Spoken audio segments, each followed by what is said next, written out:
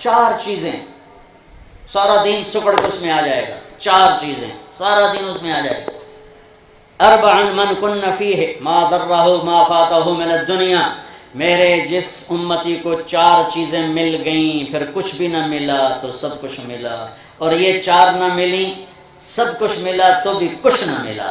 4 اربع من کن فیہ، نماز کے بعد 4 باتیں، 4 صدق حدیث، جو سچ بولتا ہو جھوٹ نہ بولتا، جو سچ بولتا ہو جھوٹ نہ بولتا، جو سچ بولتا ہو جھوٹ نہ بولتا۔ ہے حفظ امانت، جو کسی کو دھوکہ نہ دیتا ہو، فراڈ نہ کرتا ہو، دھوکہ نہ دیتا ہو، فراڈ نہ کرتا ہو۔ میرے نبی نے فرمایا میرا امتی ہر گناہ کر سکتا ہے، 2 کبھی نہیں کرے گا، ایک دھوکہ کبھی نہیں دے گا، ایک جھوٹ کبھی نہیں بولے گا، ایک دھوکہ کبھی نہیں دے گا، ایک جھوٹ کبھی نہیں بولے گا۔ بچو سچ بولنا سیکھ لو۔ میرے معاشرے کی تباہی کا سبب یہ سیاسی لوگ نہیں ہیں، میرے معاشرے کی تباہی کا سبب ایک ایک فرد کا جھوٹ بولنا ہے، ایک ایک فرد کا دھوکے باز ہونا ہے، ایک ایک فرد کا وعدہ خلاف ہونا ہے۔ جب تجارت جھوٹ، دھوکہ، فراڈ، فریب، جس ملک کی FIR جھوٹی کٹے، ساری ترتیب جھوٹ پہ لکھی جائے، گواہ جھوٹے ہوں، وکیل جھوٹا ہو، تو آگے جج کہاں سے سچائی پر فیصلہ کرے گا؟ اور آگے جج بھی اکثر اپنے فیصلوں کو بیچنے کے لیے تیار بیٹھے ہوں، گواہ جھوٹ بولنے کے لیے تیار بیٹھے ہوں، بے گناہ کو 302 لگانے پر تیار بیٹھے ہوں۔ میرے معاشرے کا زوال بجلی کی کمی سے نہیں ہے، میرے معاشرے کا زوال تجارت کی کمی سے نہیں ہے، ملیں بند ہو رہی ہیں، اس سے میرا ملک نہیں ڈوبے گا۔ 3 دریا ہمارے خشک ہو گئے، میرا ملک اس سے نہیں اندھا ہوگا، تاریک ہوگا۔ میرا ملک اندھا اور تاریک ہے جھوٹ کی وجہ سے، دھوکے بازی کی وجہ سے۔ میرے نبی نے فرمایا جس نے دھوکہ دیا میری امت سے خارج ہو گیا۔ میرے نبی نے فرمایا جب کوئی شخص جھوٹ بولتا ہے 3 میل تک، اور ایک روایت میں آتا ہے 1 میل تک، فرشتے اس کے منہ کی بدبو سے دور بھاگ جاتے۔ آپ نے فرمایا کچا پیاز کھا کے مسجد مت آؤ، کچا پیاز کھا کے مسجد مت آؤ کہ بدبو ہوتی ہے، فرشتوں کو تکلیف ہوتی ہے۔ لیکن یہ نہیں فرمایا کہ فرشتے بھاگ جاتے ہیں، جھوٹ بولنے پر فرمایا فرشتوں کو اتنی بدبو آتی کہ 1 میل تک دور بھاگ جاتے ہیں۔ یہ تم جتنے بیٹھے ہو نا، تم ہی عہد کر لو، سچ بولنا ہے، دھوکہ نہیں دینا ہے۔ میں نے 2 باتیں بتائی ہیں، ابھی 2 باقی ہیں۔ صدق حدیث، حفظ امانت، مسلمان سچ بولتا ہے، جھوٹ نہیں بولتا، مسلمان کسی کو دھوکہ نہیں دیتا ہے، دیانتدار ہوتا ہے۔ تیسری حسن خلیقت، اخلاق اچھے مل جائیں، اخلاق اچھے مل جائیں۔ چوتھی عفت فی طعمت، رزق حلال مل جائے، رزق حلال ہو، رزق حلال ہو، اخلاق اچھے ہوں، دیانتدار ہو، سچائی ہو، تو یہ وقت کا شیخ عبد القادر جیلانی ہے، یہ اپنے وقت کا جنید بغدادی ہے، یہ عورت اپنے وقت کی رابعہ بصری ہے، یہ اپنے وقت کی شعبانہ شمعونہ ہے، یہ اپنے وقت کا امام غزالی ہے، جو سچ بولے، جو دیانتداری سے چلے، جس کے اخلاق اچھے ہوں، جس کا رزق حلال ہو۔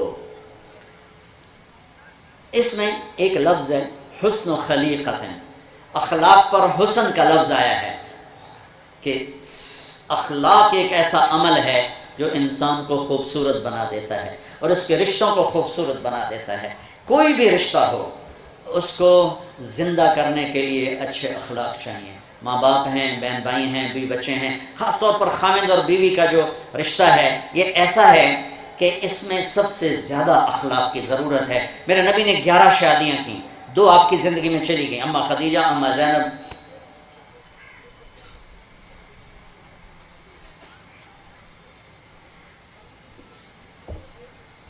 9 زندہ رہیں، 9۔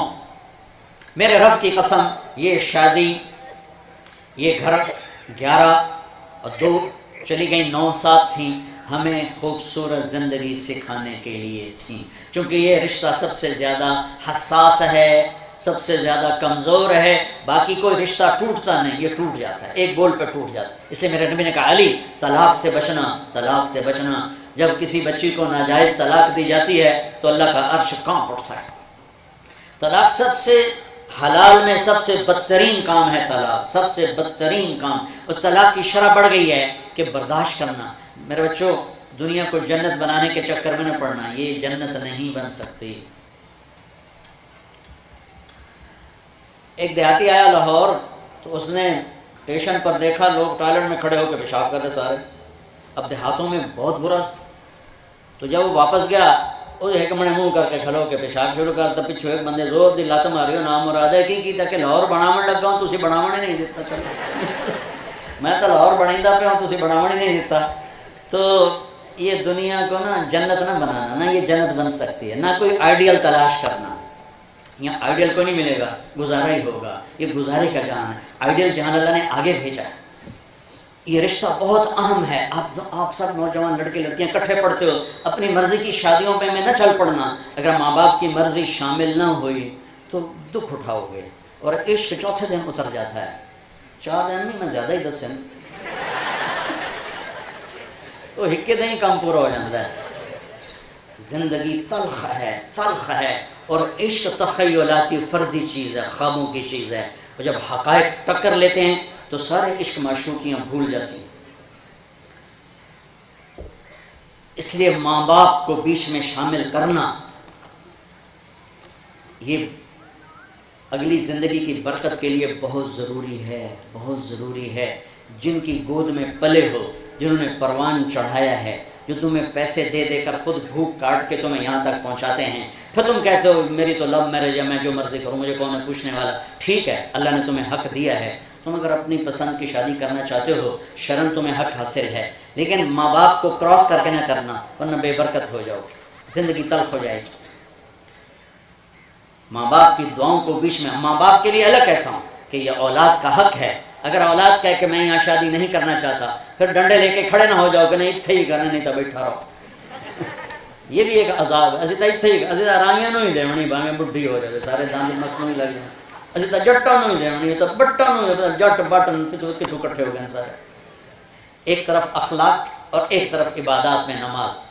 سچائی، دیانتداری، اچھے اخلاق اور رزق حلال، تو انشاءاللہ دنیا بھی بہترین اللہ گزروائے گا اور مرتے ہی سیدھا جنت میں پہنچائے گا.